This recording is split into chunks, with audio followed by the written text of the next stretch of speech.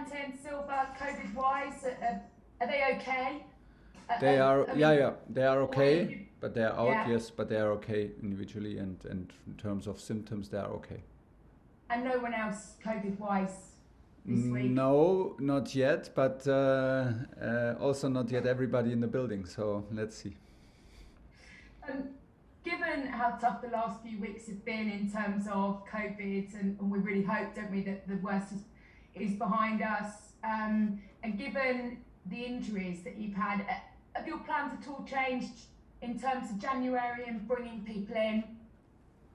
Well, we are discussing and we are in talks, of course, with the staff and the board and the scouting, of course, checking the possibilities, what we would always do. But given the fact that we have some long-term injuries, yeah, we're looking into the market, we're looking into the possibilities, not under the very highest pressure, and things have to make sense for us, personality-wise, position-wise, and also from quality. So, yeah, but we have all options and check our options. Given the difficulties that you've been having to juggle with COVID, training sessions, injuries, and the Lukaku situation, that first half must have brought you absolute joy on the weekend. That was Chelsea ruthless, back to what we had come to expect at the beginning of the season. And how much of a platform can that be for you in the next few weeks with some really big games coming up?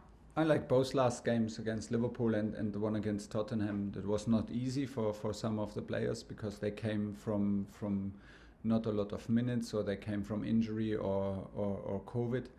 So they stepped up, and it was an important match. It was a semi-final, was a derby in London, was against a strong opponent, strong coach, who came from a good run of results. So, but the way we played was so focused, and a lot of determination that gives us a lot of trust, or more or less the proof that we can trust our players and we can trust ourselves, and that the group can trust. They have the ambition, they have the mentality to give everything and to try their very best in every single game. From time to time, it is sometimes a bit harder, and sometimes feels a bit more easier. It was a strong performance overall, very focused, and in all parts of the game very determined, and it was a nice team effort. So yeah, we are happy because it was a deserved win, and from there we go. The last two games showed a good spirit, showed good quality, and it's very important not to lose the faith and not to lose the trust, because we still struggle from COVID and injuries, and that's why we need these kind of experiences to not lose our faith, and still believe in what we do. And it was very nice to see. Yeah, and tomorrow is the next the next moment to prove it again. Last question, And Dan. just finally for me, yeah. What do you do with this game? I mean, clearly there's a lot of players that just, after a really brutal few weeks, probably need an afternoon off. But I guess there's others like Timo Werner that have recovered from COVID that need a bit of game time. Yeah. How strong do you go? How much of this is an opportunity for other players? Are you going to be looking at your squad rather than those guys that have got Spurs and Man City next week? Yeah, we have to find the balance in between, because we want to also be reliable and be also fair to the guys who play now after injuries or after COVID, that we have a mix with also guys who are used to have some more minutes in the last games, but we need to find a good balance. I think we have 5 changes, which gives us a lot of options, which is good. And of course we want to use the match to get some minutes into the guys who desperately need it and want it, like Timo, for example. And but it's still a training, and it's still like 1 or 2 COVID tests to do. So hopefully the situation stays at least like it is now, and then we will find a strong lineup, because we will show all the respect to the team and club of Chesterfield. It's FA Cup, and if you want to go to the next round, you have to win this match, nothing else. John Southall, Five Live.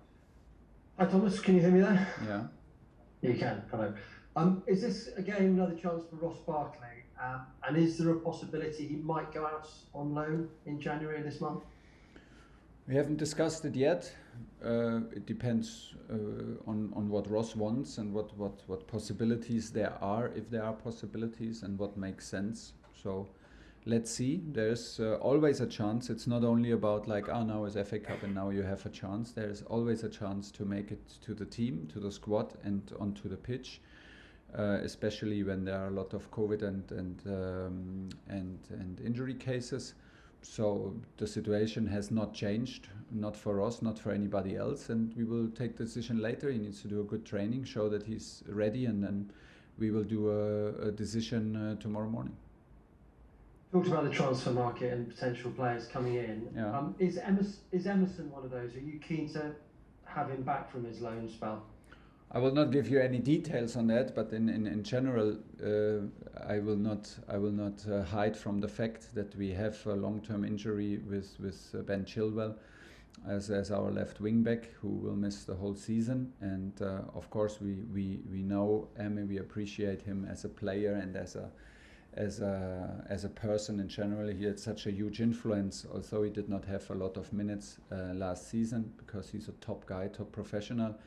And he is still a Chelsea player, but it's not only what I wish for. It's also we need to evaluate the situation. But we're looking into it on this position, and Emma is one of the options. And I will not comment further. You've obviously spoken about the COVID issues, injury issues. What's the last month been like for you? I mean, have you ever experienced anything like this before in your career, and how have you dealt with it? Of course not in my career. I mean, we come now from lockdowns, and we come from playing in training in bubbles and playing with empty stadiums, and now we try to manage to continue to train and create kind of bubbles while outside everything is open and life continues pretty normal, and stadiums are full, which is a bit more demanding. No, we have to be very flexible, and we have to adapt in very short notice to different scenarios, which is very demanding. And we wished it was different, and still we are privileged to do our job and to continue playing football, which we love. But we are at some moments, as you know, we are concerned about the health and the constitution of the players. In some moment, it's a bit better. It's a bit of an up and down. Ian Abrahams, TalkSport. Thanks, Adrian. Happy New Year to you. Hi, Thomas. Happy New Year. How are you? Happy New Year. Thanks. I'm fine. Good. This is what the magic of the FA Cup is all about, isn't it? Chelsea with loads of money and trophies, trophy cabinet you could run from here to central London up against little Chesterfield. And the fact that only once before, when Luke won at Norwich 8 years ago as a non-league team, ever gone to a Premier League round and won. So you're big favourites. I mean, this is a game you can't lose, right? You can lose any game in football. That's why the game is so popular. So you will never hear me say that we can't lose in front of a game. This will be hugely arrogant.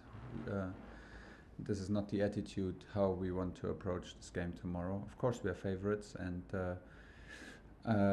in the opposite, for example, to Germany, where you would like switch the home advantage to the lower team, we have the advantage of having no travel and that we can play in front of our spectators in our stadium. So yes, we are the huge favorites. Yes, we want to win, and we demand it from ourselves. Still, we respect the game and the game and any opponent.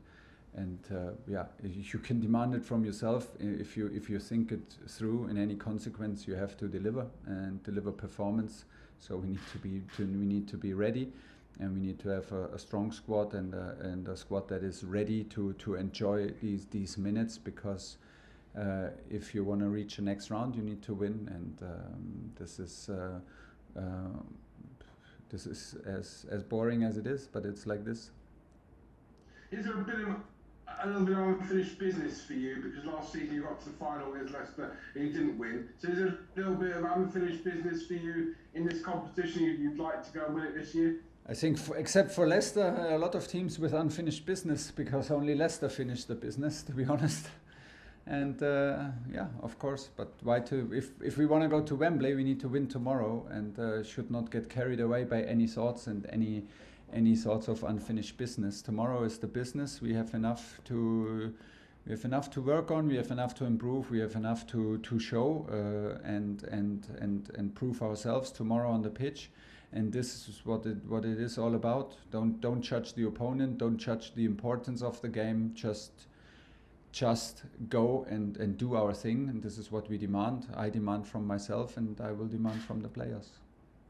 And finally, do you think one of the biggest signings you could make in this January transfer window will be to get Antonio Rudiger to sign a new deal? Because you've turned his fortunes around, and I think that there are many teams around the world that would like to sign him. So are you planning on having lots of conversations, taking him out for coffee, sort of making sure that he signs on that dotted line? I don't know if that helps. If I take him on a lot of coffees, maybe it pushes him out. I don't feel that he needs a lot of coffees with me, and he's a guy who needs to trust you he needs to feel the connection, he needs to feel the trust, and he wants to feel it by minutes and by actions. He's not. I don't feel, Tony, that he needs a lot of words and a lot of pampering and coffee talks and invitations to dinners and whatever. He is a top professional. This is what he proves. He's very important. Nothing has changed. We're in talks. It's in good hands because I trust the club 100%, and I have trust in my player. So it's a no problem situation for me.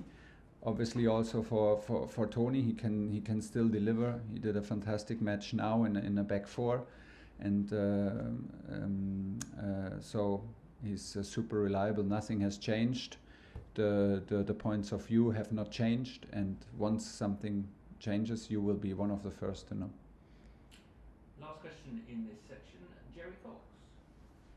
Hi Thomas. Hi. I know earlier in the season you said you saw no reason to change from a back three, but you played the back four against Spurs with great effect. It really seemed to unlock your attacking instincts and so on. Is that something you'll now consider more going forward? Yes, but it has to make sense. I always told you, why should we change? It's successful and it suits our players. But for a back three, you need 3 central defenders. For a back 5, you need 3 and 2 wing backs. We simply did not have the players available to play a back 5. So we took the responsibility and the risk and shifted into a back 4 while we were attacking. This is possible. I think that the differences are not that big. If it suits the players and their positions, which it did for this game, we should be always open for it. But the most important is how we play in the system and how lively we play and how courageous we are within the structure. Structure is important for us, and we protect ourselves with structure, and the structure can help us to be stronger as a team. But the most important will always be like how the players live up to it, and they did very, very good. They were very focused, very also very lively within the structure, very disciplined at the same time. So it suited us good for this game. We did good, but and it can stay an option. No matter what we play, how we play, this is more important. Okay.